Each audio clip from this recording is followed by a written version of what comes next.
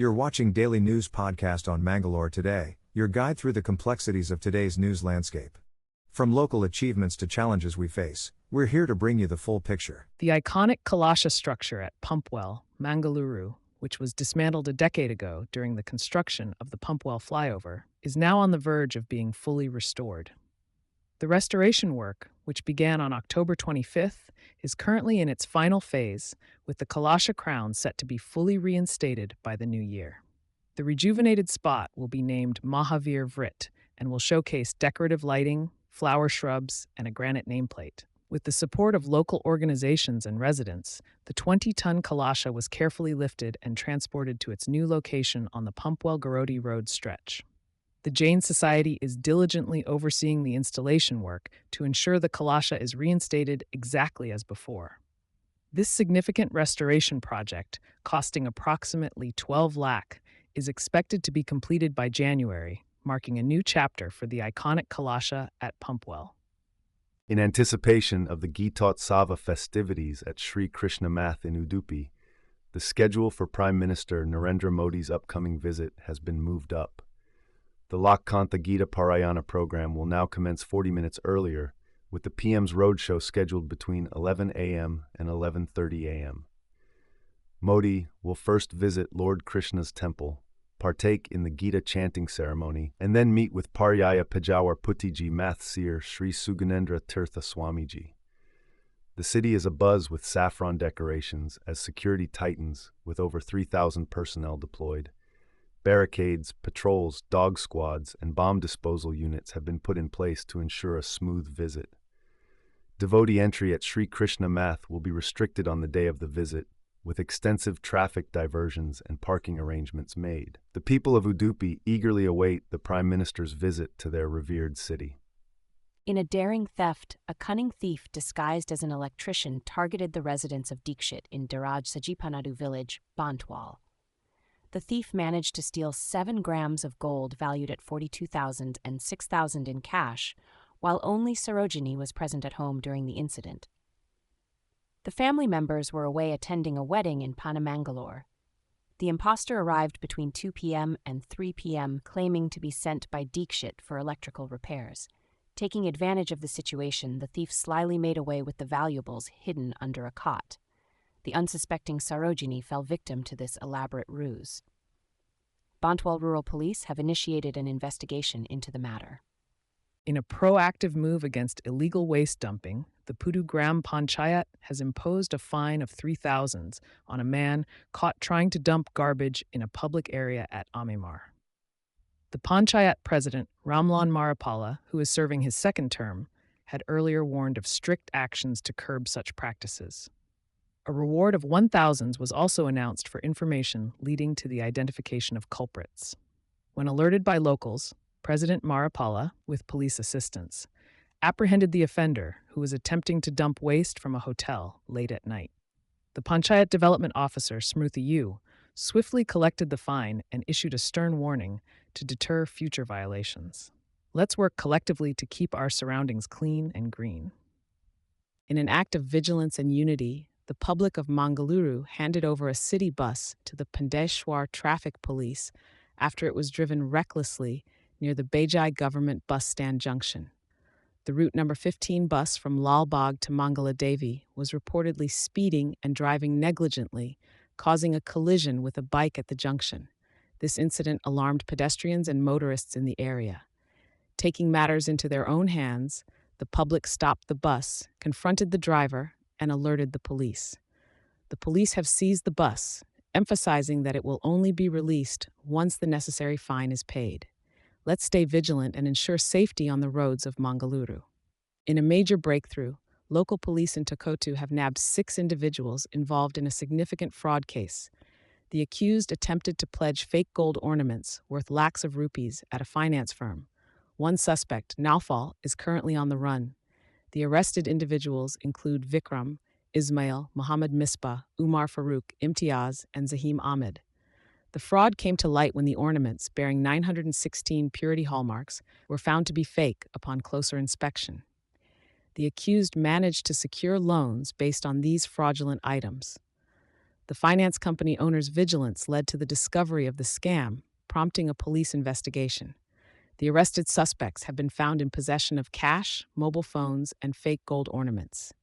Investigations are ongoing, shedding light on the intricate web of deception woven by these fraudulent individuals. In a heartwarming incident near Kana, Surathkal, a woman faced a terrifying fall from a scooter as her sari got stuck in the wheel.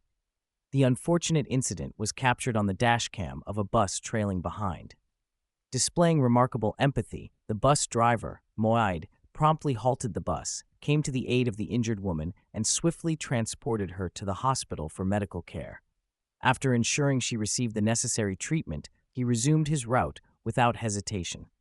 Reports suggest that the mishap unfolded while a mother and her son were commuting on the scooter in the area. In a recent development at Sri Kshetra Dharmasthala Temple, 2 women were arrested by Dharmasthala police for stealing gold jewelry from devotees.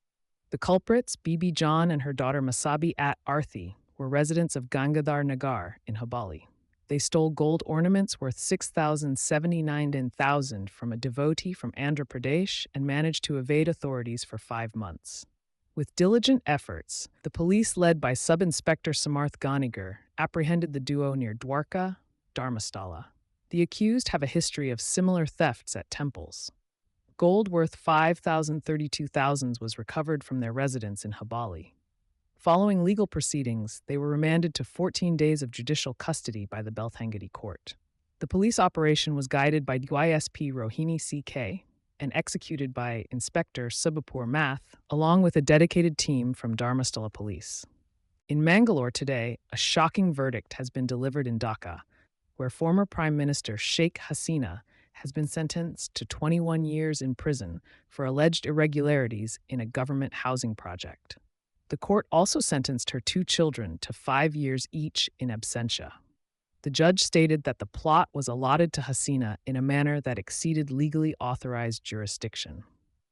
Along with the Hasina family, 20 others were tried, with all but one being sentenced to varying prison terms. This development follows the recent sentencing of Hasina to death for crimes against humanity. Authorities have tightened security in Dhaka following these decisions. Stay tuned as we bring you more updates on this developing story. In a major breakthrough, the Mangaluru police have arrested a couple, Shiva Kumar and Ramya, for operating a fake Nandini ghee racket. The duo utilized high-tech machinery to manufacture counterfeit ghee under the popular brand Nandini, owned by the Karnataka Cooperative Milk Producers Federation. The Central Crime Branch police raided their manufacturing unit and seized all machinery used in the production process. Earlier, 4 individuals connected to the racket were also arrested. The accused took advantage of the massive market demand for Nandini products and had been distributing adulterated ghee as genuine. The police discovered the racket after noticing suspicious supply patterns and conducted a joint operation with the KMF Vigilance Wing. Assets worth 1.26 crore, including 8,136 liters of fake ghee, machinery, oils for mixing, cash, and vehicles, were seized. Authorities are investigating whether animal fat was used in the adulteration process. In a tragic incident that shook the city, a devastating fire engulfed a high-rise complex in Wang Fuk Court, Hong Kong, claiming the lives of at least 55 people, with hundreds still missing. The fire, believed to be the city's worst in decades, started on Wednesday and rapidly spread through the housing estate. 3 men were arrested in connection with the blaze, which was fueled by flammable materials left during maintenance work. Police suspect negligence as the cause. Residents, including elderly individuals, were trapped as the fire quickly escalated. The heroic efforts of firefighters were in vain as they battled the flames, with one firefighter losing his life. President Xi Jinping expressed condolences to the victims. Authorities are working tirelessly to reach those still unaccounted for, while residents are being evacuated to safety. The city is in mourning as the community comes together to support those affected by this devastating tragedy. In Mangaluru Today News, a total of 81 flights faced delays at Bengaluru's Kempegowda International Airport due to dense fog causing low visibility. The delays occurred between 4:44 a.m. and 8 a.m., with some flights experiencing up to 69 minutes delay. 33 flights crossed the 15-minute threshold set by DGCA. 2 flights were diverted, one from Mangaluru to Chennai and another from Delhi to Cochin, due to the foggy conditions. Though operations are back to normal now, minor delays might persist as an aftermath of the early morning disruptions. Stay tuned for more updates on Mangaluru today. Prime Minister Narendra Modi virtually inaugurated Skyroot Aerospace's Infinity Campus in Hyderabad and unveiled Vikram-I, India's first privately developed orbital rocket. He praised founders Pawan Chandana and Bharat Dhaka as inspirations for the youth, stating that India is on track to become a leader in satellite launch systems. PM Modi highlighted the government's reforms in the space sector, fostering innovation and private enterprise. He emphasized that India's space ambitions are limitless, culminating in the development of reliable launch vehicles. The Prime Minister noted the growth of over 300 space startups in India, attributing it to a private space revolution led by young engineers, designers, coders, and scientists. He underlined the global demand for small satellites as an opportunity for India's cost-effective and reliable launch services. PM Modi linked the space sector's growth to India's startup revolution, emphasizing innovation across various sectors. The Infinity Campus, capable of producing 1 rocket per month, is set to bolster India's private space capabilities. The Vikram-I rocket aims to solidify India's position in the global commercial launch market.